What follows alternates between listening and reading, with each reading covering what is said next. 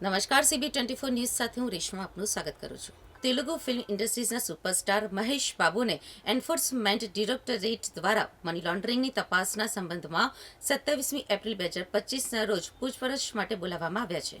સાઉથના superstar Mahesh બાબુને money લોન્ડરિંગના તપાસના સંદર્ભમાં પૂછપરછ માટે એન્ફોર્સમેન્ટ ડિરેક્ટોરેટ એટલે કે ઈડી દ્વારા સમન્સ મોકલવામાં આવ્યું છે. આ કેસમાં 2 રિયલ એસ્ટેટ કંપનીઓ પર ખરીદદારો સાથે છેતરપિંડી કરવાનો આરોપ છે.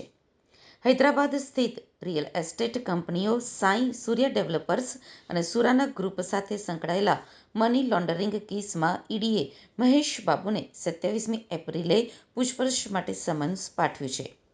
આ કંપનીઓ દ્વારા ચલાવવામાં આવતા વિવાદાસ્પદ રિયલ એસ્ટેટ પ્રોજેક્ટ્સને પ્રોત્સાહન આપવા બદલ અભિનેતાની તપાસ ચાલી રહી છે.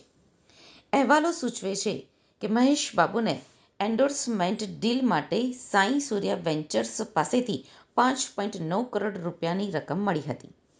ઈડીના સૂત્રોએ સંકેત આપ્યો છે કે અભિનેતાને ચૂકવવામાં આવેલી રકમ ગુનાની આવક હોવાની શંકા છે, જેથી તપાસ વધુ તેજ થઈ ગઈ છે. કથિત મની લોન્ડરિંગની તપાસ ચાલુ રહે ત્યાં સુધી અભિનેતા અધિકારીઓને સહકાર આપે તેવી અપેક્ષા છે. આ સમન્સ છેતરપિંડી ભર્યા રિયલ એસ્ટેટ સોદાઓની વ્યાપક તપાસના ભાગરૂપે આવ્યું છે. મહેશ બાબુની સંડોવણી હવે તપાસ હેઠળ છે. અભિનેતા દ્વારા સાઈ સૂર્ય પ્રોજેક્ટ્સના પ્રમોશનના કારણે ઘણા લોકોએ કથિત છેતરપિંડી વિશે જાણ્યા વિના રોકાણ કર્યું. જોકે તે સીધી રીતે સંડોવાયેલા રહેશે નહીં, પરંતુ ઈડી ડેવલપર્સ દ્વારા તેમને આપવામાં આવેલા પૈસાની તપાસ કરી રહી છે. ગ્રીન મીડોઝ નામના પ્રોજેક્ટના રોકાણકારો સાથે છેતરપિંડી કરવા બદલ સાઈ સૂર્યા કંપની સામે કેસ નોંધવામાં આવ્યો છે. સાઉથના સુપરસ્ટાર મહેશ બાબુએ ગ્રીન મીડોઝનું પ્રમોશન કર્યું હતું.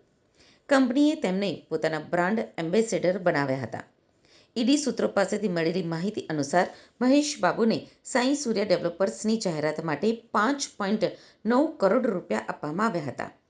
એમાંથી 3.4 કરોડ રૂપિયા સત્તાવાર બેન્કિંગ ચેનલો દ્વારા અને 2.5 કરોડ રૂપિયા રોકડામાં હોવાનું કહેવાય છે. ઈડી અધિકારીઓને શંકા છે કે રોકડનો હિસ્સો છેતરપિંડી દ્વારા એકત્રિત કરાયેલા નાણાંનો એક ભાગ છે.